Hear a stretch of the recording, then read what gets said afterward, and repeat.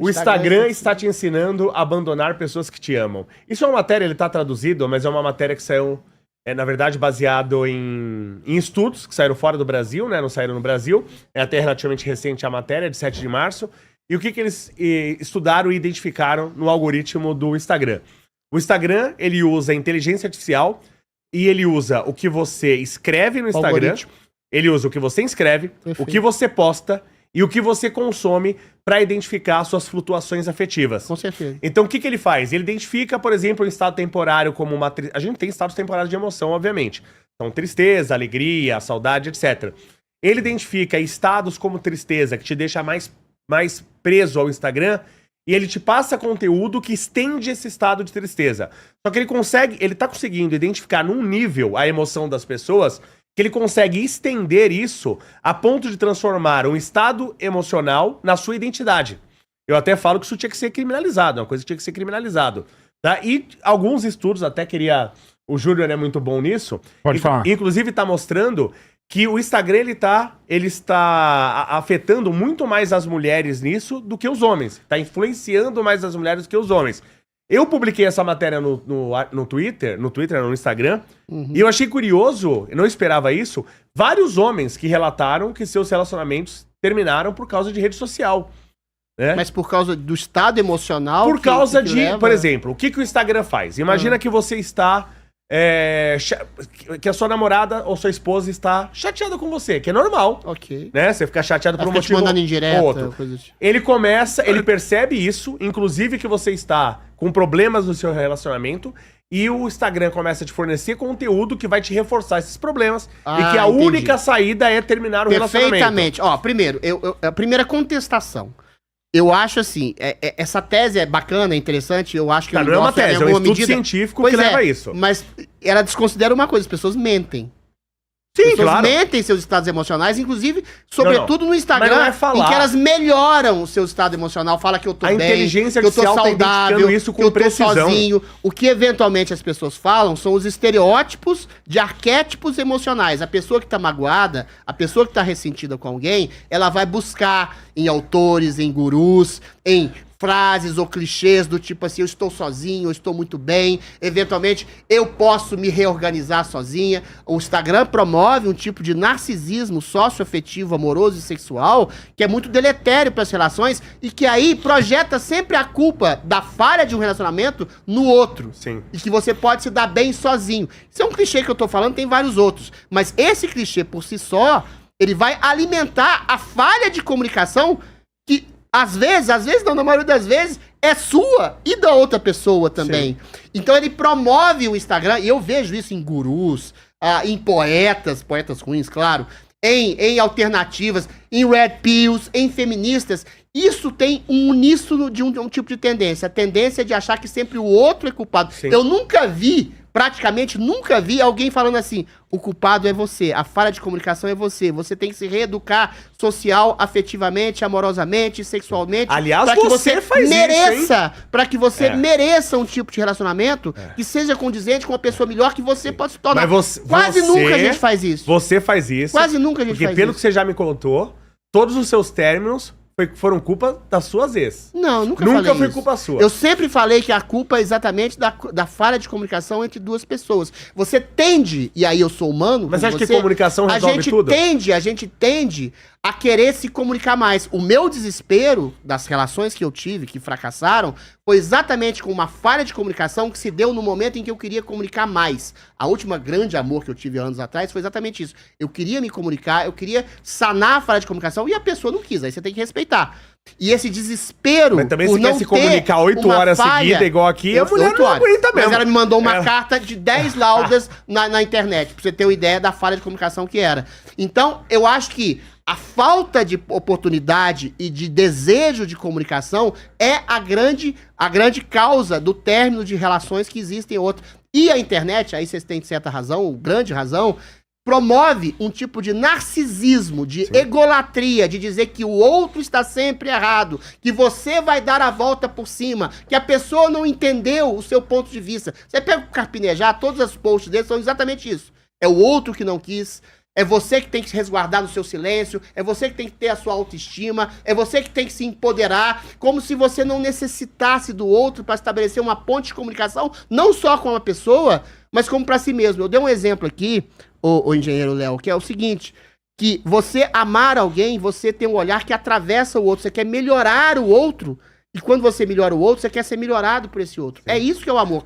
Esse tipo de narcisismo socioafetivo proposto por gurus de internet, gurus de Instagram ou de Twitter, promove o seguinte sentido: você se completa sozinho. Você é um inteiro. Se o outro não te entende como você é, tchau. Nunca uma relação vai se bastar com esse tipo de narcisismo. E aí, realmente, o Instagram e as redes sociais promovem a cisão e o ressentimento mútuo. Que as pessoas hoje não estão sabendo lidar com os estágios e os níveis da relação? Claro. Porque eu falo assim, uma relação, ela começa, via de regra, com uma paixão. Sim. A paixão, ela tem prazo de validade. Passou a paixão, se você não gerou amor àquilo, você não vai conseguir lidar com aquilo mesmo. Com certeza. E você tem que entender que acabou a paixão, diminuiu a paixão, você vai lidar com o amor e você não vai ter mais aquela montanha-russa, vai ser uma coisa mais estável e tal. Com certeza. E você tem níveis da relação. Então você tá namorando, você noiva, você casa. Então tem quando você tá namorando, é um tipo de relacionamento. Você casou, tá morando junto, é outro tipo de relacionamento. Você ainda pode sair, viajar, fazer coisas com a sua esposa, aí uma hora você vai ter filhos.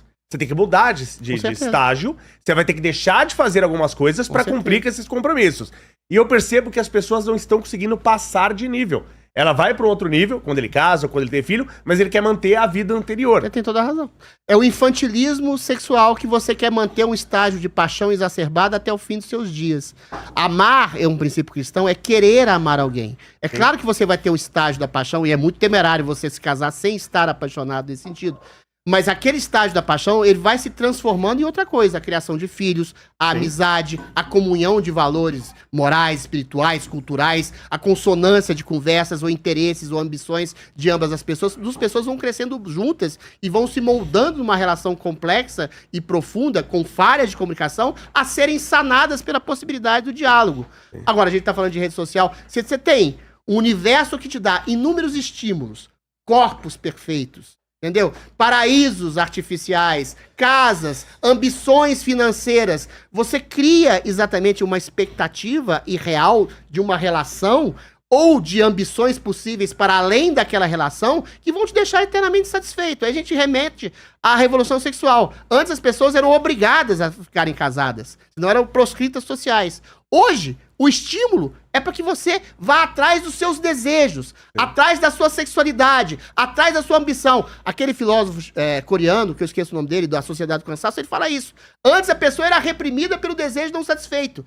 Hoje a pessoa se cobra pelo desejo que ela não satisfaz, porque tudo lhe é ofertado no mercado de trabalho, no mercado das redes sociais, no mercado dos sonhos. E não tem relação que se baste simplesmente com um sonho etéreo e constante e permanente de ter tudo da pessoa, a paixão permanente, a sexualidade permanente, o desejo permanente. Não há relação possível de profundidade que se mantenha com esses inúmeros estímulos. Se você for uma pessoa imatura, você vai sucumbir a esses estímulos e a sociedade, sobretudo as redes sociais, estão produzindo cada vez mais estímulos artificiais que promovem uma imaturidade coletiva no quesito de relacionamento social e afetivo. Deixa o Júnior responder essa, que o Júnior é especialista nisso. Isso tá no estudo, não sou eu que tô afirmando isso, pelo amor de Deus. Mande. O estudo, ele aponta que as mulheres são mais influenciadas pelo Instagram do que os homens. Até um cara que comentou lá uma coisa interessante, ele é uma brincadeira, cara, mas ele fala assim, por isso que a serpente foi na mulher, né? E por que você acha que as mulheres são mais influenciadas? Porque as mulheres, elas tendem a... os homens, eles têm características específicas de interesse, diferente das mulheres, obviamente. E as mulheres, elas tendem a gostar de coisas ligadas ao Instagram, porque o Instagram mostra coisas como dia a dia, coisas como, por exemplo, vestido. Quem posta o look do dia? Homem não posta look do dia. Não. Entendeu? Homem não tem esse negócio de você ficar a todo momento trocando informações e expondo, falando como que foi. Aqui acabei de sair de uma loja, olha só o que eu comprei. Olha só pra onde eu vou. Então tem essas dinâmicas diferentes. E o Instagram, ele é todo voltado pras mulheres, porque tem muito videozinho, tem o like é um coraçãozinho, entendeu? Então ele tem umas mulheres com a bunda de fora também que eu gosto. Além da poesia, da arte. E a mulher que bota a bunda de fora, ela recebe seu like.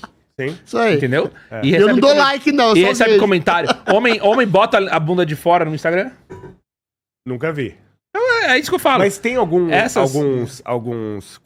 Seja na parte de comunicação, seja na parte de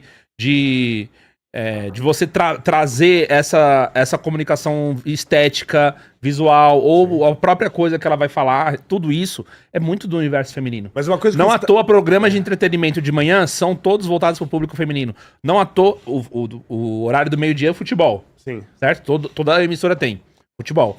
Mas o horário da manhã é sempre mulher. E o horário da tarde sempre mulher. Você olha lá na Band, lá tem a Hora da Venenosa, a porra toda lá, só a fofoca de mulher. Então é isso, cara. Mas tem uma explicação que foi dada lá, e obviamente é uma tese, né? Ela não tem comprovação científica, mas fala assim, o homem ele quer resolver o problema dele.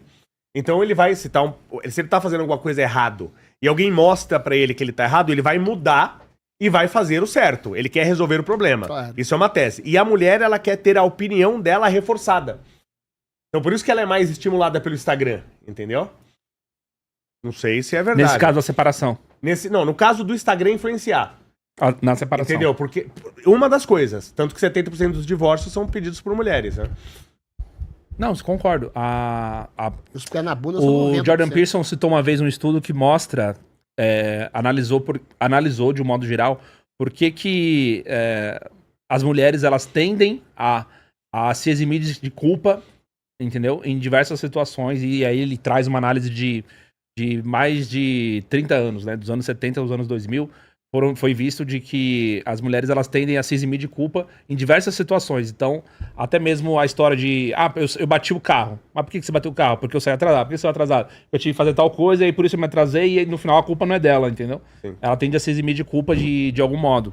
E as mulheres elas também são seduzidas por narrativas que as eximem de culpa. Perfeito. Mesmo antes dela perceber que ela tá fazendo algo com ela mesma ali de tirar o dela da reta, não. Elas são seduzidas por narrativas que tiram dela essa culpa, entendeu? Entendi. E aí, mesmo que joga isso pra cima de alguém próximo, que normalmente pode ser o marido, pode ser o pai, que de repente não prestou atenção nela, não deu atenção ao talento que ela tinha e por isso desgraçou a vida dela no futuro, ou uma entidade abstrata, tipo o patriarcado, mercado. Exatamente. Existe da parte, a gente tá falando tanto aqui do feminismo histérico, que passa pano pra qualquer atitude de uma mulher que eventualmente é justificada por um tipo de patriarcado social, ou de machismo estrutural, ou de, por exemplo, gaslighting, para não ficar que a pessoa tá... Às vezes a mulher pode ser louca, assim como o homem pode ser louco.